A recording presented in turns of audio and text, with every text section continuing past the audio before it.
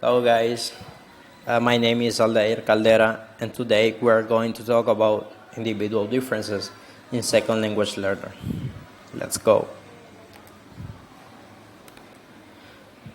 Individual differences in second language learner is about intelligence, aptitude, learning style, personality, motivation and attitudes, learning benefits, age of acquisition, and critical period hypothesis.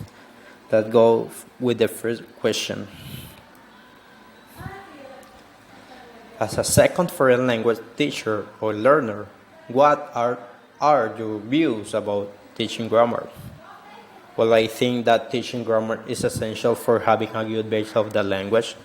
It helps us to gain knowledge about the rules, about the structures, and about the verb tenses of the language.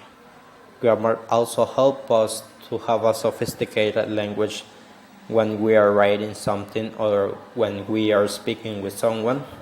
Improve your listening and speaking and help us to make sentences clear and precise. The second question is, do you have any specific preferences for how it should be taught or when?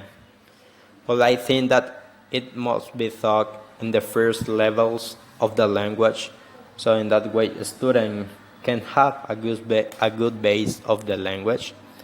Teacher must use techniques and tools necessary to teach grammar effectively.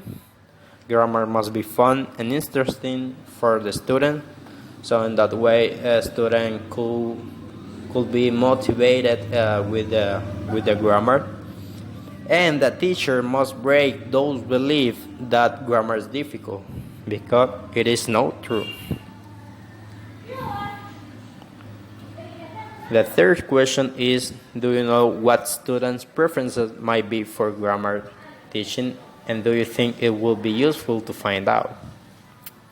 Well, I think that a student prefers the use of technological devices in the classroom, like computers, projectors, etc.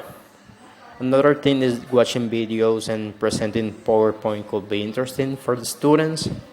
The use of the book could be essential, so in that way the student can improve their grammar, engage the topic with real life situation, and the use of the platforms and websites that can improve their grammar.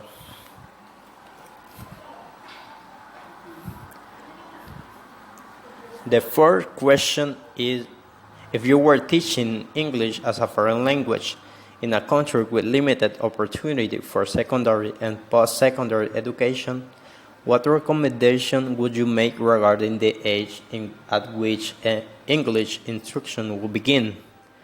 What research would you draw on in supporting your recommendation?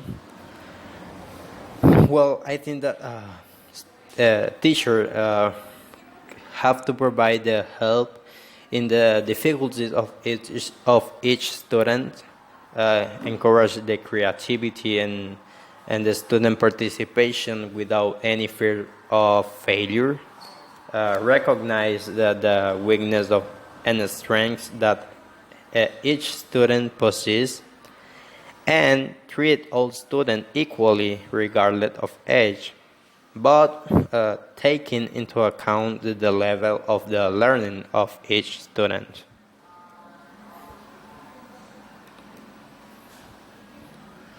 The last question is, think of an example of member of majority group learning at the language of minority group, and one of the members of minority group learning a majority group language. How might the power relationship between groups of speakers affect the attitude of language learner? How might the status of the language affect the opportunity for learning? Well, in this question, I think that it is part of the personality of each person, also the motivation, and I think that teachers encourage the student to interact with others and that the student don't have to be afraid about making mistake, about mispronounce a word or those problems. Well, in conclusion, I think that every learner has different ability in understanding a foreign language, and they also have different motivation in how learning. Those influence the degree of effort that learners make to learn a second language. I think that the cognitive ability and motivation that student has affect the nature and the frequency in using learning styles. And I believe that a successful learner uses more strategies than an unsuccessful learner. Okay, this is everything for today. See you in another video. Thank you.